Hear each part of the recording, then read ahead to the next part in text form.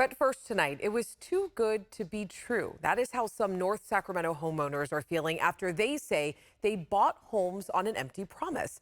Thank you so much for joining us. This is To The Point, and I'm Alex Bell. Tonight, homeowners telling our Jeannie Nguyen they are fed up with the growing homeless encampment in their neighborhood, and they are blaming the city and the developers for failing to address the problem.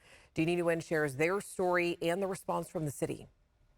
This was supposed to be Angela Miles's dream home. When I had seen the house, it wasn't even built yet, but I had seen a model, and I was like, oh my gosh, this is so nice. A North Sacramento resident her entire life, she was excited to put down roots with her husband and 8 children.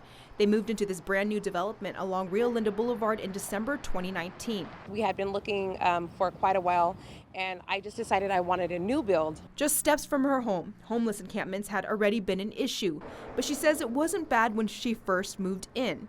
On top of that, she says the home developer, Riverland Homes, promised her it would be dealt with. We did ask the developers about it, and they said that the city was working on addressing the issue, and that by the time we were moved in, that it would be taken care of. Now, 4 years later, Miles says the problem has gotten so bad she and her family do not feel safe. I had a homeless person threaten our well-being, literally he's standing in my driveway and telling me that he's going to do harmful things. Miles says she sent the city and home developers countless of emails and made dozens of 311 reports over the past 4 years and believes nobody cares about her or her neighbors. I feel like District 2 is treated like second-class citizens. Like, I'm a taxpayer as well. I pay property taxes, I pay federal taxes.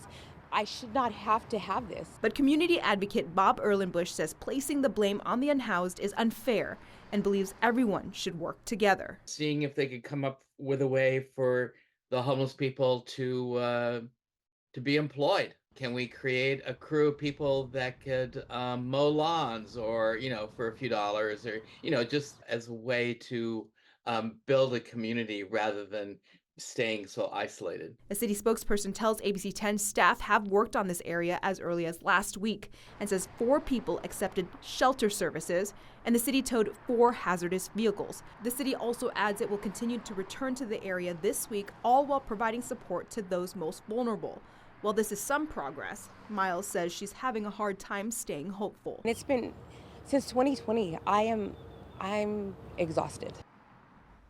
And Jeannie joins us right now. You said this is a relatively new housing development. You also spoke with the developers. You reached out to the developers. What did they have to say? Yeah, that's right. I did reach out to the developers, Riverland Homes, and at this point, I have yet to hear back.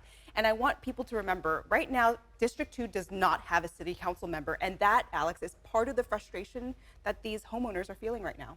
All right, Jeannie, thank you so much for your reporting. And of course, we're going to work to get you more answers.